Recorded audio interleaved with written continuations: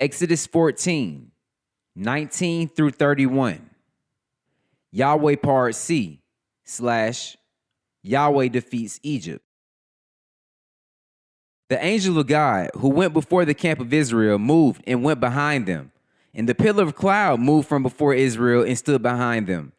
The pillar of cloud separated the camp of Egypt and the camp of Israel. There was a cloud and darkness for the camp of Egypt, yet the cloud gave light by night to the camp of Israel. The Egyptians did not come near the children of Israel all night. Moses stretched out his hand over the sea, and Yahweh pushed the sea back with a strong east wind all night, making the sea dry land by dividing the water. The children of Israel went into the middle of the sea on the dry ground. The water was a wall on their right hand and on their left.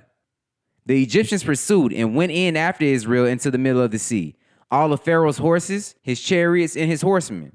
In the morning watch, Yahweh looked down on the Egyptian army through the pillar of fire and of cloud, and he confused the Egyptians. He took off their chariot wheels so that they drove them heavily. The Egyptians said, "Let's flee from the face of Israel, for Yahweh fights for them against the Egyptians." Yahweh said to Moses, "Stretch out your hand over the sea, that the water may come on the Egyptians, their chariots, and their horsemen." Moses stretched out his hand over the sea, and the sea returned to its strength when the morning appeared, and the Egyptians fled against it. Yahweh overthrew the Egyptians in the middle of the sea. The water returned and covered the chariots, the horsemen, and all of Pharaoh's army that went in after Israel into the sea. There remained not so much as one of them. But the children of Israel walked on dry land in the middle of the sea, and the water was a wall to them on their right hand and on their left.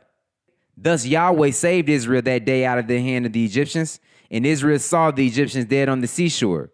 Israel saw the great work which Yahweh did to the Egyptians, and the people feared Yahweh, and they believed in Yahweh and in his servant Moses.